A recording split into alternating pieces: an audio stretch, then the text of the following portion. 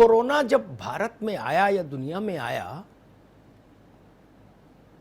तो उसके लिए एक जो कैंपेन प्लान हुआ, क्रिएट हुआ, awareness campaign across the globe, Bharat में भी, वो ये बताया गया आम लोगों को कि भाई तेज बुखार, सांस लेने में तकलीफ, गला अवरुद्ध, चोक,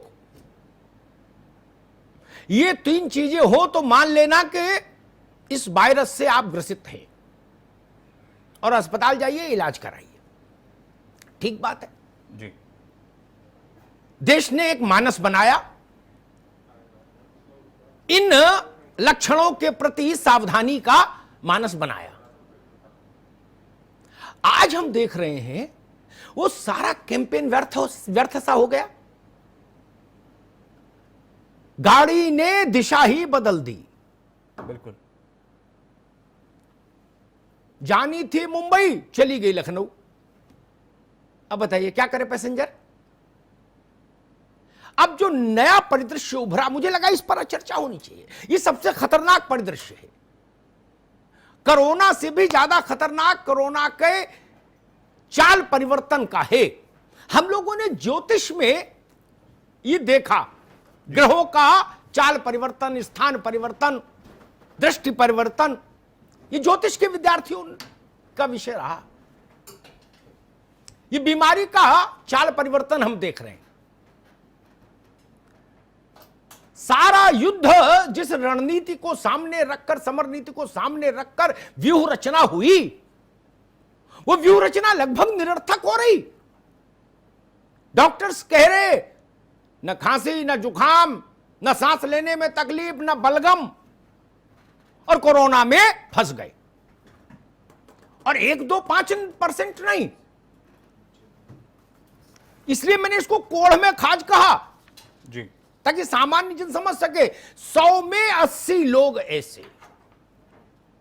मुझे लगा सरल भाषा में इस पर बात होनी चाहिए, क्योंकि बहुत वैज्ञानिक भाषा में भी जब बात होती है तो सामान्य जन के लिए वो ग्राह्य नहीं होती।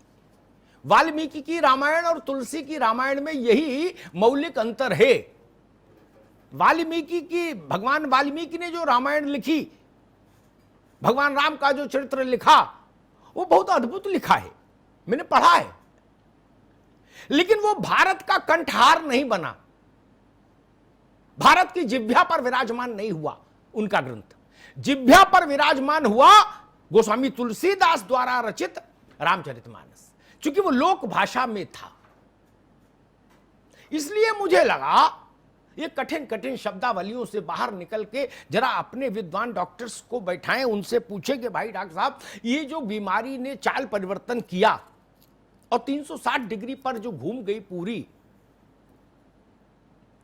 अब गाजीपुर में, बस्ती में, बहराइच में, महोबा में, पडरौना में, बबेरू में, मोहम्मदाबाद में, खिमसेपुर में, जिसने ये मानस बनाया, ये समझ अपने अंदर इनहेल कर पाया, वो पिछले 1 महीने में कैंपेन सुन कर कि भाई ये 3 लक्षण हो तो समझो कोरोना की चपेट में हो।